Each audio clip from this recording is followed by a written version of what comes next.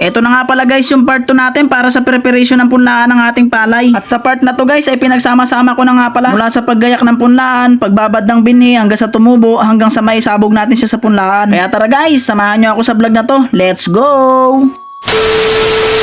What's up sa inyo mga kaborger? Bale ito na nga pala ang part 2 ng ating land preparation para sa ginagawa natin punlaan ng palay. Makalipas nga ang ilang araw guys mula nang igayak namin ng pinsan ko itong punlaan ito na nga pala ang itsura niya. Bale nag-upa nga rin pala ulit ako ng tao guys para mag-hand tractor dito sa ating ginagawang punlaan. Sa part na to guys kung mapapansin nyo medyo malinis na nga pala yung ating punlaan. At shoutout nga pala kay Kuya Bebe, siya nga pala ang kinuha ko para mag-asikaso ng ating punlaan. Bale yan na nga pala guys yung pangatlong halo ng ating punlaan. Makalipas kasi ang ilang araw guys mula nang hinand tractor namin yan ng pinsan ko ay pinasukan ko nga rin pala yan ng rotor para muli siyang mahalo at lumubog yung mga damo na nakalutang. Bali pinahan traktor ko nga lang pala ulit siya guys para mapantay yung lupa at pwede na natin yan sabugan. At pagkatapos nga pala ang traktor ni Kuya Bebe yan guys ay pinahampilan ko na nga rin pala sa kanya yung mga pilapil para mas lalong tumibay at matabunan yung mga damo sa pilapil. So pag ano ang hampil na yan guys papunta doon.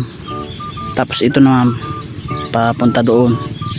At habang naghahampil nga si Kuya Bebe guys ay minabuti kong umuwi na rin nga pala sa bahay para ibabad yung binhi ng palay. So guys ngayon ay nagbabad na nga pala tayo ng binhi na ipupunla natin. Yan. So ito yung binhi na ipupunla natin. Bali ibababad lang natin siya ng maghapon. Dalawang variety yan. Pero parehas na hybrid. Tatanggalin natin yung ipa niyan mamaya kasi bababad lang natin ng maghapon. Bali binabad ko nga lang pala ng maghapon at magdamag yan guys. At kinabukasan ay sinilid ko na nga rin pala yan sa sako. Hindi ko na nga rin lang pala na videohan guys. Bali kukulob natin siya sa sako ng mga 3 araw. At pagkatapos ay aalalayan natin siya ng dilig umaga at hapon hanggang sa tuluyan siyang tumubo. At makalipas nga ang 3 araw guys ito na nga pala yung ating binhi.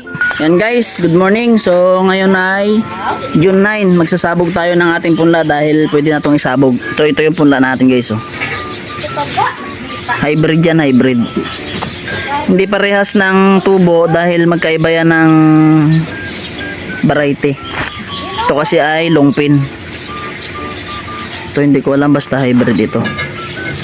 So isasabog na natin yan guys. So mga kaborger, magsasabog na tayo ng binhi natin ngayon. So may dala-dala din tayo ditong pananda para matandaan natin kung ilang block yung aabutin. Sama ulit natin si tagapagligtas. Mga veterano yan magsabog guys. Sa buong barangay namin yan ang kinukontrata talaga dito eh.